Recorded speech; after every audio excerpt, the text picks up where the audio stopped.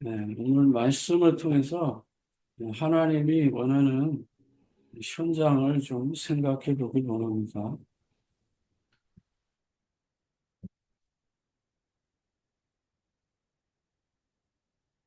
사도행전을 잘 읽어보면 전반적으로 바울이 복음을 전하는 현장이 나옵니다. 대부분 이 현장은 네, 해당이고 저작거리고 네, 이런 거리에서 대충 많이 복음을 전합니다. 그리고 놀라운 것은 일정한 시간이 지나면 이 자리가 바로 에, 교회가 됩니다. 이런 부분들에 대해서 좀 더 의미 있게 좀 생각을 해보길 원합니다. 먼저 첫 번째로 우리가 생각해야 되는 것은 사도행전을 통해서 항상 우리가 기억해야 될 게 있습니다. 그것이 바로 일꾼입니다. 그 어떠한 일꾼이 있느냐에 따라서 그 현장이 달라지는 거예요. 교회도 마찬가지고 우리가 가는 이 전도 현장에 이 사람, 다시 말해 그 사람인데 어떤 사람이냐에 따라서 결과적으로 그 현장의 판도가 달라집니다. 그래서 정말 우리가 잘 아는 대로 디모데와 같은 루리아와 같은 야손과 같은 브리스가 부부와 같은 이러한 일꾼에 따라서 그 현장이 180도 달라지는 거예요. 그래서 사도행전을 딱 들여다볼 때 사람을 잘 봐야 된다라는 것입니다. 초대교회 성도들이 먼저 한 120명,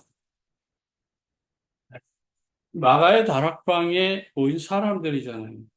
이들이 정말 복음을 받아가지고 이 복음이 예루살렘, 유다, 사마리아로 쫙 퍼지잖아요.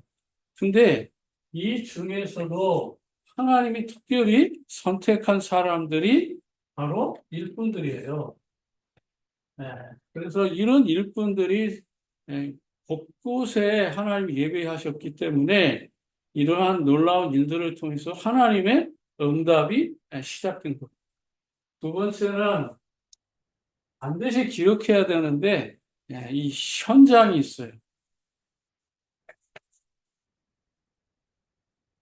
이 현장은 하나님이 예비된 현장들이에요. 그러니까 모든 게 다 현장이지만 그래도 이 복음, 다시 말하면 예수 그리스도의 복음을 전할 현장이 예비되어 있다. 우리가 전도를 해보면 모든 현장이 다 문이 열리는 게 아니잖아요. 하나님이 문을 여는 현장은 아주 가장 쉽고도 편안하게 딱 열려요. 그런데 정말 이게 아니라면은 10년을 가든 3년을 가든 1년을 가든 늘 문이 막혀 있어요. 그 문이 막힌 이유가 뭐냐? 사람입니다. 사람 때문에 현장이 열리지 않는 거예요. 그리고 또 하나, 이 현장이 안 열리는 또 하나의 이유는 이거 세 번째인데 바로 그 메시지입니다. 이 메시지가 준비되어야만이 현장이 열리는 겁니다. 내가 메시지가 안 되는데 가면 무슨 의미가 있겠어요? 대부분 이런 거잖아요. 교회 갑시다. 우리 교회 좋아요. 우리 목사님 설교 좋아요. 대부분의 이 수준이잖아요. 정말 초대교회 성도들이 말했던 예수가 그리스도라는 정확한 복음을 전해서 그 사람을 교회화시키고 현장화시키기까지는 시간이 있단 말이에요. 메시지화 시켜서 교회를 오면은 예? 교회 강단하고 거의 의미가 통하기 때문에 남 같지 않고 가족 같고 편안하단 말이에요. 그런데 우리 목사님 설교 좋아요. 우리 교회가 좋아요. 우리 교회 친절해요. 우리 교회 사랑스러워요. 우리 교회는 많은 걸 도와주고 있어요. 뭘 해요? 뭘 해요? 해서 왔는데 이 사람은 그거하고 관계가 없는 거예요. 왜요? 그런 문화에 휩쓸려서 가기도 하지만 대부분은 메시지하고 마음이 부닥치지가 않는 거예요. 그러니까 뿌리를 내릴 수 없어요. 일정한 시간이 되면 사람들이 많이 왔지만 결과적으로 쭉 빠져나가는 문은 열려 있지만 뒷문이 더 큰 거예요. 그러니까 교회가 굉장한 어려움을 당면하게 되는 것이죠. 그런데 이 메시지가 어떤 메시지냐? 이 메시지를 가지고 있는 사람이 어떤 색깔을 가지고 있느냐에 따라서 현장도 달라지고 사람도 제자도 달라지고 모든 게 다 달라지는 거예요. 그래서 이 분위기는 결과적으로 바울이 말하는 거예요. 다른 복음 없다고 말하는 거잖아요. 갈라디아에서. 오직 뭐죠? 예수가 그리스도라는 복음. 이거 전해서 그런데 정말 이 메시지가 성경 구석구석에 숨어 있다 이 말이에요. 특히 사도행전에는 더 그렇습니다. 사도행전 여러분들이 잘 읽어보면 대부분 이거예요. 예수가 그리스도다. 예수는 그리스도다. 그리스도는 예수다. 그리스도는 주 예수 그리스도입니다. 이런 메시지가 굉장히 많아요. 그래서 사도행전의 눈은 바로 이 세 가지 관점에서 딱 보면 보여요. 근데 이게 보여야, 정말, 이 사람에게 내가 뭘 말을 해야 되겠구나. 이 현장에서는 내가 어떻게 접근을 해야 되겠구나. 그리고 메시지는 예수는 그리스도다. 이게 딱 준비되면요. 1분, 3분, 5분, 30분, 1시간, 뭐 하루, 한 달, 1년, 365일 늘 이 말씀을 전할 수 있도록 하나님께서 뭐요? 성령께서 깨닫게 하시고 말하게 하신다는 사실입니다. 그렇다면 첫 번째로 초대교회 성도들은 복음 전하는 일에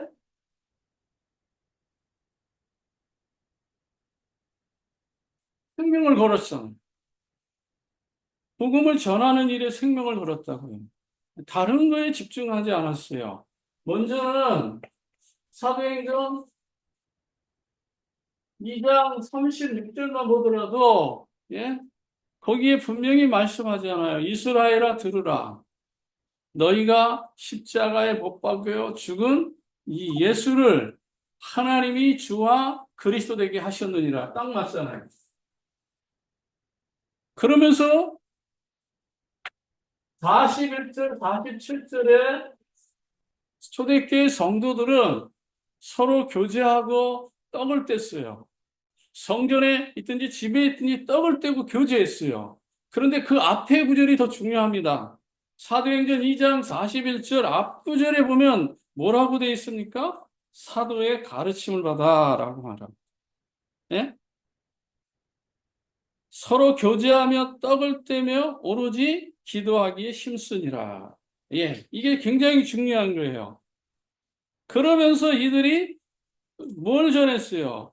예수 그리스도의 복음을 증거했다라는 것입니다. 그래서 36절에 분명하게 그렇게 말합니다. 베드로가 그런즉 이스라엘 온 집은 확실히 알지니 너희가 십자가에 못 박은 이 예수를 하나님이 주와 그리스도 되게 하셨느니라. 이 복음의 말씀을 받았던 초대교회 성도들은 서로 교제하고 떡을 떼며 오로지 기도했다. 서로 교제하고 떡을 떼는 것은 예배하고 또 성찬을 하고 그러면서 서로 하나가 되어져서 기도했다. 한마디로 말하면 작은 교회로서 사명을 감당했다. 오늘로 말하면 말씀 운동, 복음 운동의 주축이 된 거예요. 이런 현장들이 있는 거예요. 그래서 결과적으로 어떻게 돼요? 예. 모든 것을 서로 내 것이라 하지 않고 서로 나누고 있는 것까지도 팔아서 각 사람의 필요를 나누어 주고 46절에 보면 날마다 마음을 같이하여 성전에 모이기를 힘쓰고 집에서 떡을 뗐다. 예. 집에서는 성찬을 하면서 또는 기도를 하면서 예배를 하면서 말씀을 나누고 그랬다는 것이죠. 그래서 초대교회 성도들은 성전하고 집하고 같은 수준에서 같은 레벨에서 서로 집에 있든지 성전에 있든지 그들의 신앙생활은 큰 차이가 없었다라는 말. 이게 바로 초대교회 성도들이 우리에게 남긴 현장의 모습들입니다. 교회 안에서만 우리 조사원이 여기서 초막셋을 짓겠다고 하는 거잖아요. 예? 교회 안에서 오만 프로그램 다 동원해서 다 돌려가지고 우리만 뭔가 해보겠다는 거예요. 이 목회자가 정말 잘못된 동기가 들어가면 결과적으로는 이런 부분에 대해서는 뒷전에다 놓고 거기에만 딱 포커스가 맞춰져 있는 거예요. 결국은 하나님이 원하는 이 복음운동, 이 복음운동은 먼저 성전서부터 그 다음에 어디로요? 집으로 이렇게 전달되어지는 거예요. 그래서 성전과 집에서 날마다 뭐예요? 예배가 있고 기도가 있고 여기에 전도 운동이 일어나는 거예요. 주님은 이것을 기뻐하는 거예요. 주님이 원하는 일이니까요. 예. 그래서 정말 이들은 사도행전 3장 1절부터 11절에 보니까 특히 6절에 나는 은과 금은 내게 없거니와 내게 있는 거 내게 주노니 곧 나사렛 예수 그리스도 이름으로 일어나 걸어라. 근데 환경은 어때요? 예수 그리스도 복음을 전할 수 있는 환경이 아니에요. 베드로는 적어도 사도니까 성전을 드나들면서 예수 그리스도를 말할 수 있지만 보편적인 사람은 그럴 수 없어요. 이때의 분위기는 그런 거예요. 예수 그리스도 복음 전하면 죽어요. 감옥에 가요. 때로는 대제사장의 재판을 통해서 결국은 죽기도 해요. 그러니까 그렇게 예수 믿는 것이 녹록지 않은 때라 이 말이에요. 그런데도 불구하고 오직 뭐지요?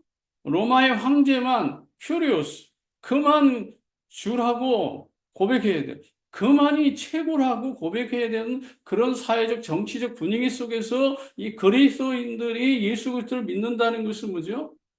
생명을 내놓은 거예요. 그런데 베드로가 성전에 올라가다가 안전뱅이를 보고 뭐 늘 거기에 30 몇 년 동안 38년 40년 동안 그 자리에 앉아 있었으니까 늘 보던 사람이에요. 마가의 다락방에서 예수 그리스도의 놀라운 성령의 역사를 체험하고 그가 친히 예수는 그리스도라 증거했을 때에 3천 제자들이 일어나는 것을 보고 그 다음에 그 안전뱅이를 보니까 진짜 하나님의 사람이었다는 것을 알게 된 거예요.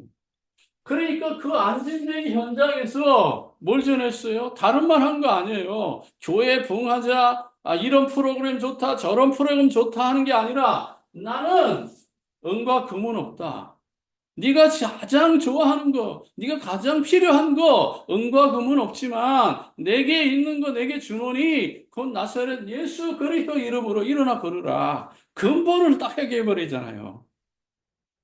예수 그리스도 메시지는 근본 문제를 해결하는 거예요. 아멘. 오늘날 안전뱅이와 같은 수많은 사람들에게 근본적인 메시지를 증거하니까 그 안전뱅이가 일어나서 많은 사람들 앞에 예수 그리스도를 간증하고 증언하게 만드는 거, 이게 바로 진짜 복음 운동인 거예요. 이게 바로 교회가 회복되는 거예요.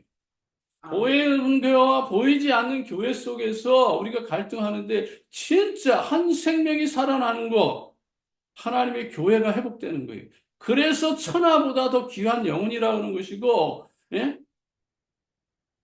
한 영혼이 죽게 돌아왔을 때 하늘의 별처럼 빛날 것이라고 약속하는 것이 뭐냐면 하나님의 교회가 회복되기 때문에 그럽니다. 그래서 우리는 이 메시지가 그만큼 중요한 거예요. 그 다음에 세 번째, 오늘날로 말하면 이 공회인데 오늘날로 말하면 총회. 그 총회에서 베드로가 복음을 전하는데 어떤 복음을 전해요? 예수 그리스도 외에는 다른 이름 없어. 아멘. 사도행전 4장 12절에 그렇게 말하는 거예요. 거기에 수많은 지도자들이 있는데 거기 훌륭한 신학자도 있고 학자도 있는데 대제사장, 제사장, 율법사, 뭐 서기관, 뭐 오만 사람 다 모여 있는 게 총회잖아요. 그래도 나름대로 정말 실력 있고 능력 있고 훌륭한 사람 많은 그 현장에서 베드로가 고백하는 거예요. 천하 인간에게 구원을 얻을 만한 다른 이름 주신 적이 없다. 오직 예수가 그리스도다. 이거 전하는 거죠. 아멘. 그래서 어려움 당한 거예요. 그래서 소동이 일어나는 것이고. 말 안 되죠. 제가 만약에 합동측 총회 가가지고 거기서 막 예수는 그리스도라고 외치면은 너희들 다 쓸데없어. 쓸데없니 그만해. 맨날 정치 싸움하고 뭐 하고 교회 부흥시키려고 하지 말고 뭐 하려고 하지 말고 프로그램 그만 돌리고 천하 인간에게 구원을 얻을 다른 이름 없어. 예수만이 길이야. 라고 말하면요. 저 멀미 맞을 거 아니에요. 그게 맞는 말이라도 지금은 그렇게 못하죠. 그런데 베드로는 그렇게 했다니까. 우리와 초대교회 사도들이 다른 점이 바로 그런 거예요. 복음을 전하는 현장이면 그게 어디든지 간에 말했다라는 거예요. 근데 우리는 부끄러워서 못하든지 사람 눈치 봐서 못하든지 못하잖아요. 교회 안에 이 복음 들어야 될 사람들이 수도 없이 많은데 아무도 말 못하죠. 이런 안타까운 현실들을 우리가 좀 오늘 이해를 좀 해야 된다라는 것입니다. 사도행전 5장 10절에 보면요. 거기에 보면 솔로몬 행각이라고 나와요. 솔로몬 행각은 예루살렘 성전 동쪽 끝부분에 딱 있어요. 거기 사람들이 많이 모여요. 거기 모이는 그 사람들에게 대해서 지금 복음을 전하는 거예요. 이게 결코 그렇게 쉬운 것은 아닐 겁니다. 하나님께서 주시는 이런 응답들을 통해서 하나님의 그 영광이 드러나게 되는 것이죠. 그래서 우리가 어떤 환경 속에서도 하나님이 주시는 이 응답을 정말 영적인 시야를 가지고 보면 이 복음을 들어야 될 사람들이 교회 밖에만 있는 것이 아니고 교회 안에도 있다라는 사실을 우리 인지하고 있어요. 교회 문제를 일으키거나 교제의 어떤 어려움을 공감하려고 하는 것이 아니라 정말 한 영혼이 살아나기 위해서 안전뱅이처럼 영적인 안전뱅이 있잖아요. 복음을 못 들은 안전뱅이 있잖아요.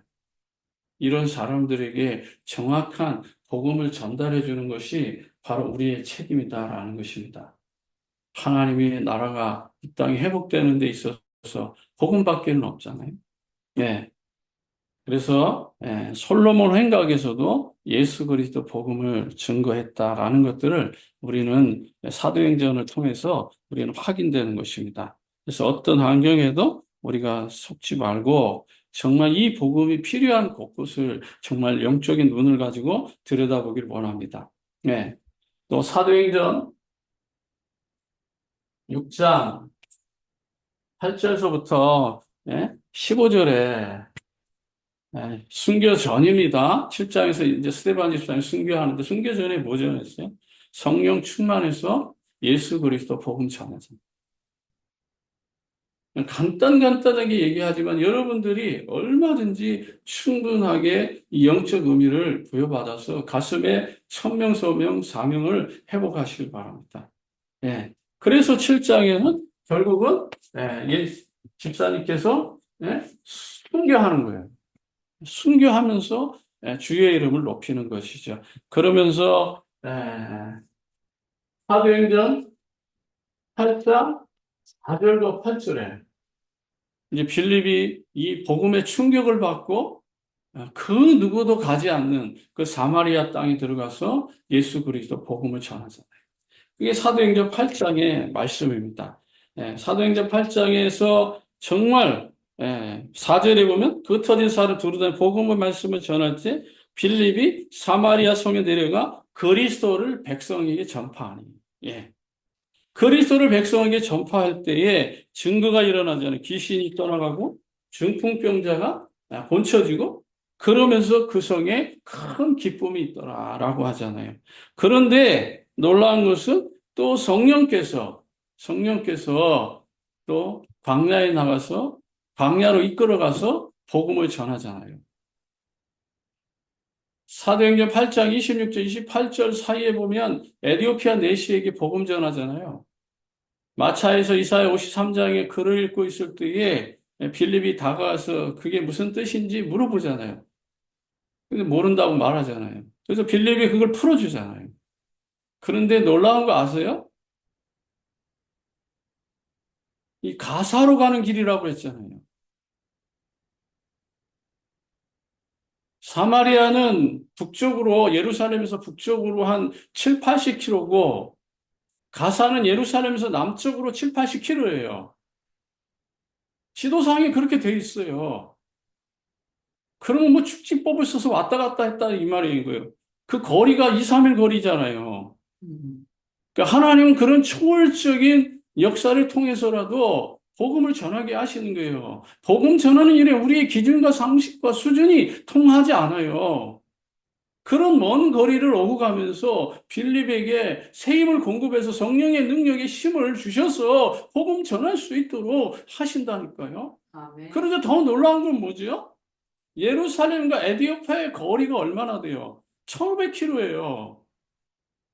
이 사람도 대단한 사람이에요. 1500km를 와서 약 마차로 뭐 한 달간 왔겠죠.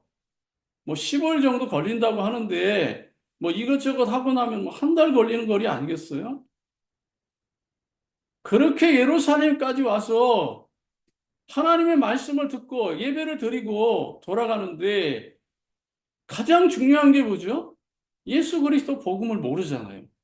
적어도 예배를 드리는 이사야 53장의 이유가 뭔지, 뜻이 뭔지는 알아야 되잖아요. 그것도 모르고 돌아가는 거예요.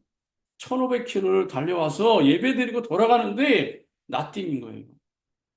오늘날 혹시 우리가 그러지 않았을까요? 저는 30세 이전에 그렇게 살았어요. 교회 가서 열심히 충성하고 봉사하고 헌금하고 오만 때만 거 다 했지만은 가장 중요한 거 뭐예요? 예수 그리스도 몰랐잖아요. 그냥 기도할 때 내가 뭔가 하나님의 필요를 채울 때 예수 그리스도 이름을 빌려서 문제 해결에 그 이름을 사용했지 정말 내 인생의 근본 문제를 다 해결하신 그분이 바로 여인의 우선 메시아 그리스도다. 이거 모르고 신앙생활 했거든요. 여러분은 어떻게 하셨습니까? 지금도 이 복음을 들으면서 그렇게 혹시라도 신앙생활 하신다면 갱신할 수 있는 시간표가 됩니다. 폰만 잡고 예? 모양만 딱 갖추고 예? 내가 뭐가 된 것처럼 착각하지 마세요. 가장 중요한 거를 제껴두고 다른 거 열심히 하는 거 그거 바울이 뭐라 했어요? 악하다라고 했어요. 본인이 그랬거든요. 제일 중요한 거 제껴놓고 가장 열심을 냈고 가장 많은 수고를 했고 가장 많은 노력을 했는데 자신이 뭐라고요? 죄인 중에 괴수라고 말하는 거예요. 왜요? 신학을 가지고 자기가 유대인이라는 베냐민 지파라는 사내들인 공회원이라는 가말리아의 제자라고 하는 이런 모든 것들 때문에 내가 죄인의 괴수가 되었다라고 말하는 거예요. 혹시 우리가 그렇게 살 수 있어요? 정말 이 예수 그리스도 현장을 잃어버리면 이 일꾼의 의미와 현장의 의미와 정말 예수가 그리스도라는 메시지를 잃어버리면 그렇게 살 수 있는 거예요. 그렇게 사는 걸 봐도 부끄러운 줄 모르겠어요. 빌립이 영적 양심이 회복된 거예요. 이걸 봐야죠. 그러니까 그 누구도 가지 않는 그 사마리아의 간. 가사로 내려가는 거예요. 그러니까 하나님 그 현장에 정말 시대적인 에디오피아 내시를 만나게 하셨고, 그 아멘. 복음이 에디오피아에 들어가서 에디오피아가 정말 잘 사는 나라가 됐었어요, 한때는. 지금은 거지 나라 됐지만 한때는 정말 잘 살고 우리나라까지 와서 6.25를 지원할 만큼 그렇게 강대한 힘을 가지고 있었던 나라가 에티오피아예요. 복음이 들어간 나라, 복음이 들어간 사람에게, 가정에게 하나님 주시는 약속된 축복인 거예요.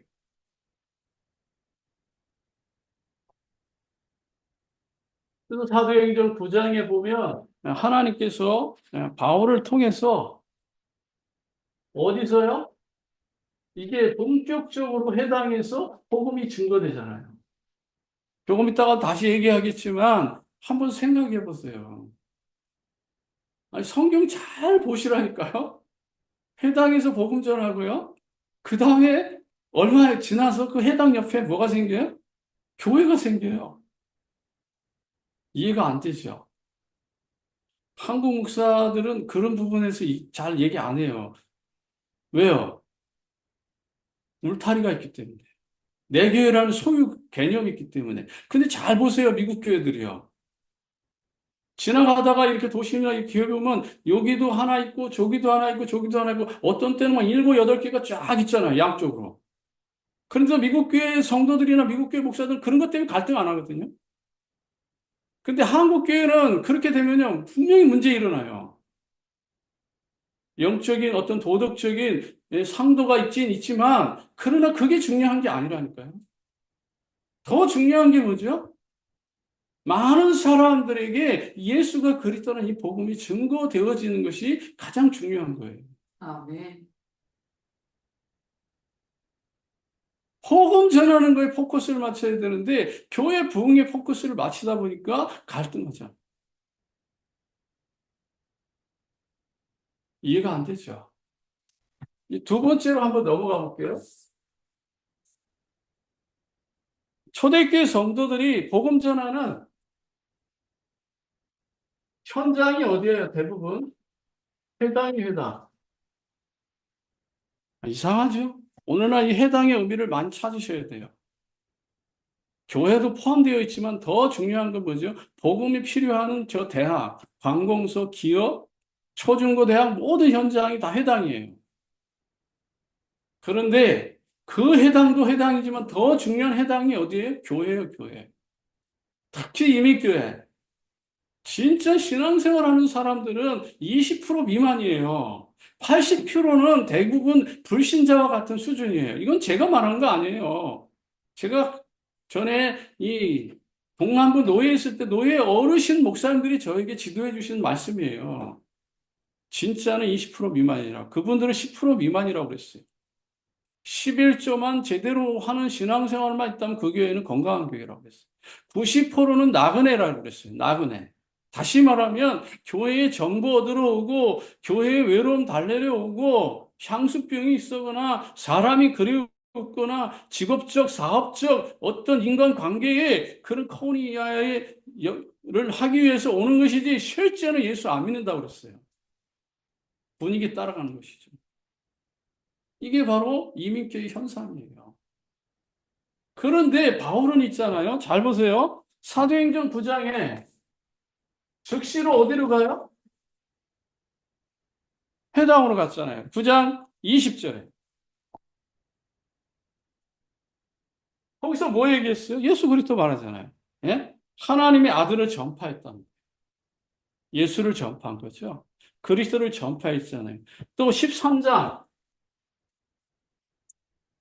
13장 살라미에서 뭐 하죠? 유대인 회당에서 요한을 데리고 수영원을 데리고 가서 복음을 전하잖아요.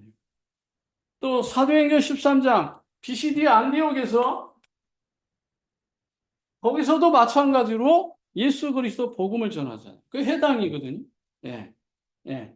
거기 안식일 해당에 들어가서 앉아 있다가 이제 거기서 누가 할 말 있으면 해보세요. 라고 말하니까 딱 일어나서 바울이 예수 그리스도 복음을 말하잖아요. 이 당시는 철학의 세계이기 때문에 말쟁이들이 서로 말을 서로 토론하면서 말을 주고받으면서 서로 주장을 했기 때문에 해당에서 이런 문화가 항상 있었어요. 그러니까 바울이 딱 일어나가지고 예수 그리스도 복음을 전하는 것이죠. 예. 근데 14장 1절에서도 두 사도가 회당에서 복음을 전합니다. 예. 또 17장, 예. 데살로니가, 예. 회당에서 역시 마찬가지로 또 복음을 전하죠. 예. 17장 10절에도 마찬가지고, 예. 17장 17절에도 마찬가지고, 예. 또, 사도행전 18장에서 4절에 보면 해당에서 바울이 복음 전하잖아요. 뭐 복음 전해? 예수 그리스도. 이건 전부 다 그런 복음을 배경으로 해서 전하는 것이죠. 예. 그 다음에 18장 26절에는 해당에서 담대히 말하기 시작하고는 브리스가 아굴라가 그 아볼로를 데려다가 예수 그리스도 복음을 또 증거하잖아요. 또 19장 8절에서도 역시 마찬가지로 예수 그리스도 복음 전해요. 그런데 놀라운 건 뭐죠? 이런 모든 지역이 바울이 지나가고 난 뒤에 여기 해당 옆에 다 교회가 세워집니다. 그게 고린도 교회고 빌립보 교회고 에베소 교회고 갈라디아 교회고 그래서 마게도니아 전 지역에 바로 해당 옆에 교회가 세워집니다. 그러니까 유대인들이 좋아할 리가 있겠어요. 오늘 본문에도요. 베드로와 바울과 바나바를 죽이려고 하죠. 아니 회당 옆에다 교회를 세우는 누가 좋아하겠어요? 그런데 바울과 바나바가 왜 회당 옆에 교회를 세웠겠어요? 틀린 복음을 가지고 있어요. 메시아 그리스도가 왔음에도 그를 부정하니까. 오늘날 정말 이 예수 그리스도 삼중직의 복음을 거부한다면 우리는 그 사람에게 이 복음 전하는 건 당연한 거잖아요. 근데 우리는 당연한 걸 안 하고 있다라는 사실이에요. 왜요? 예의, 도덕, 이거 딱 갖춰가지고 그럴 수 없다라고 마음에 딱 단정을 하고 있는 것이죠. 그게요, 죄인의 괴수의 앞잡이가 되고 있다라는 사실을 우리는 정말 깨달아야 돼요. 하나님 앞에서 올바른 복음을 가지고 가기를 원합니다. 그 외에 이제 다른 현장에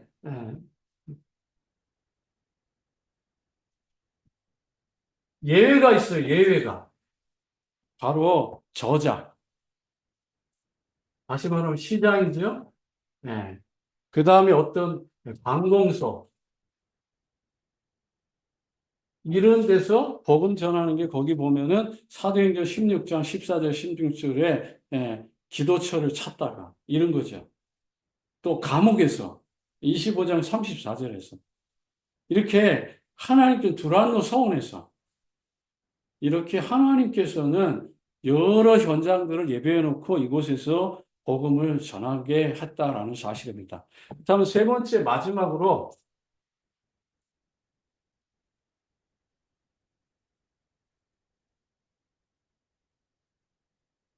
복음 전하는 일꾼은 다시 말하면 이 제자죠. 제자는 하나님이 주시는 축복이 있어요.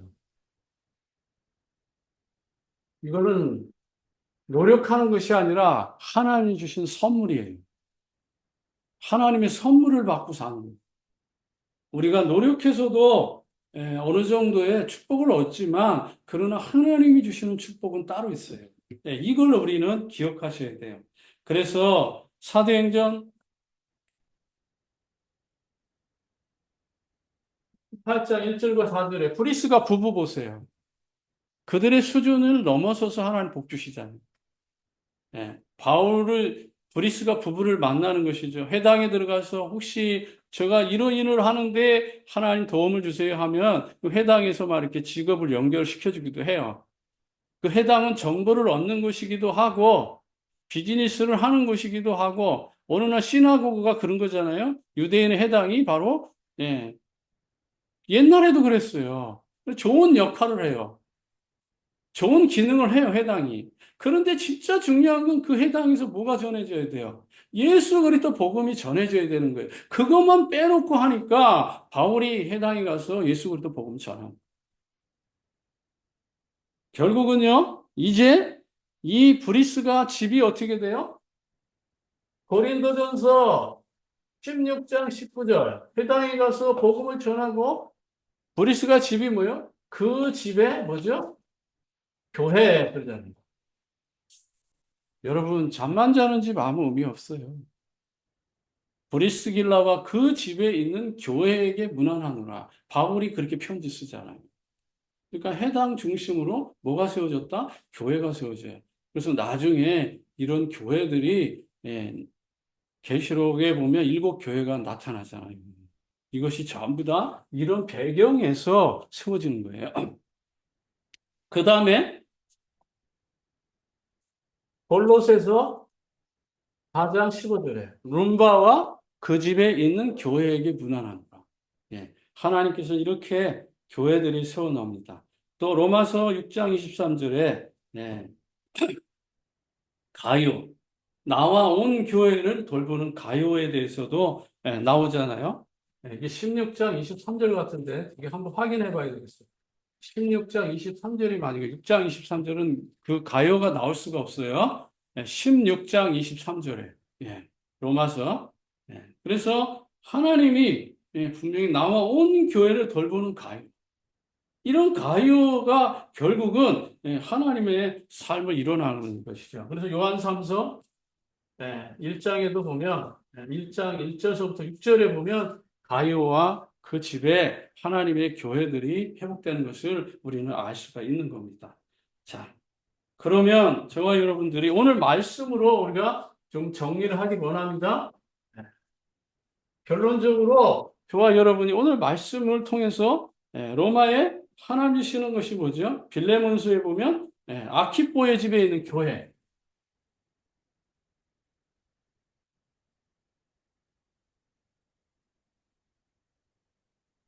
두 번째는 뭐죠? 또 사도행전 12장 시절에 마가라는 마리아의 집, 요한 마리아의 집, 이 노대라는 여인이 베드로가 밖에서 문 밖에서 두드리는 거 보고 가잖아요. 그때 이때 분위기가 뭐죠? 교회는 베드로가 옥에 있으니까 간절히 기도했을 때에 옥문이 열리잖아요. 이렇게 소수지만 교회의 역할을 감당하는 것이죠. 또 로마서 16장 5절에 또 여기도 마찬가지로 이 교회에 뭐라고요? 문안하라. 바울은요 이렇게 하나님이 주시는 이런 응답들을 따라갑니다. 그리고 오늘 본문 14장 12절에 결과적으로 많은 사람들이 예수 그리스도를 믿게 됩니다. 그 다음에요 3절 4절에 은혜의 말씀을 증거하는 거죠. 이제 증인이 됩니다.